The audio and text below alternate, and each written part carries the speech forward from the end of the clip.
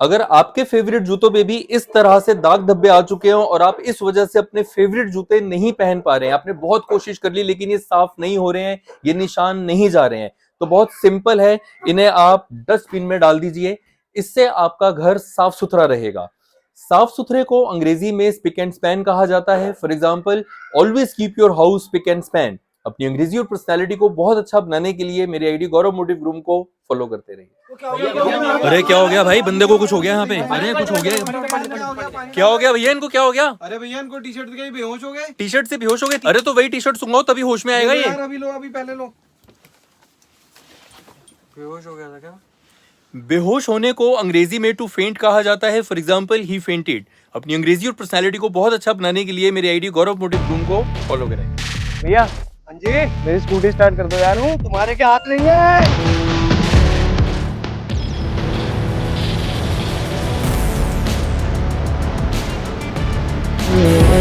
मोए मोए असल में मोए मोरे होता है, ये सर्बियन टर्म है। इसे लिखा मोजे मोर जाता है लेकिन इसकी प्रोनाउंसिएशन मोए मोरे होती है। इसका मतलब होता है भयानक सपना और अंग्रेजी में इसे नाइटमेयर कहा जाता है। इसका प्रयोग बहुत गहरे दुख को प्रकट करने के लिए किया जाता है।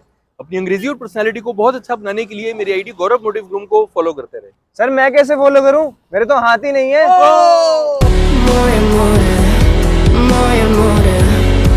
गाइस, ये एक पेज है इंस्टाग्राम पे, इंग्लिश बाय सुशांत। ये भी इंग्लिश पढ़ाता है और ये मेरे को कई दिनों से बुली करने की कोशिश कर रहा है। मेरी सारी वीडियोस पे गाली गलौज कर रहा है, बिना बात पे पंगे ले रहा है। कल मेरी इससे वीडियो चैट हुई है, अब एक बारी जरा वो क्लिप देखो। नहीं पंगे किस बात के लेते हो आप?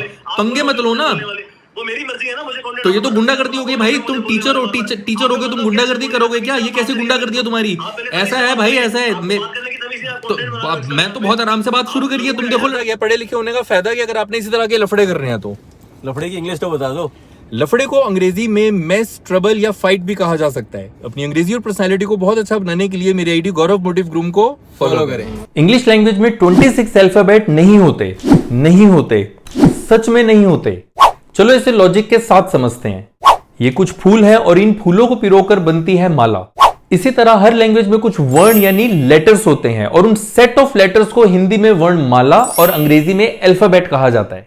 तो सही बात यह है कि इंग्लिश लैंग्वेज में 26 अल्फाबेट नहीं होते, बल्कि इंग्लिश अल्फाबेट में 26 लेटर्स होते हैं, जैसे हिंदी अल्फाबेट में 52 लेटर्स होते हैं। इसी तरह अपनी इंग्लिश को बेस से स्ट्रॉन्ग करने के लिए मेरा इंग्लिश कोर्स खरीदे, जिसमें मैंने स्टेप बाय स्टेप बेसिक से एडवांस लेवल तक की ग्रामर और वोकैबुलरी के साथ आपको अपने फनी कैरेक्टर्स में स्पोकन प्रैक्टिस भी करवाई है। इस कोर्स की असल कीमत है 10,000 रुपए, लेकिन अभी आप ये कोर्स ले सकते हैं सिर्फ 999 रुपए में। मेरे इंग्लिश कोर्स की डिटेल्स के लिए विजिट करें gaurav-motivgroom.com पर या फिर इंग्लिश लिख के व्हाट्सएप टेक्स्ट कर दीजिए 9911228494 पर।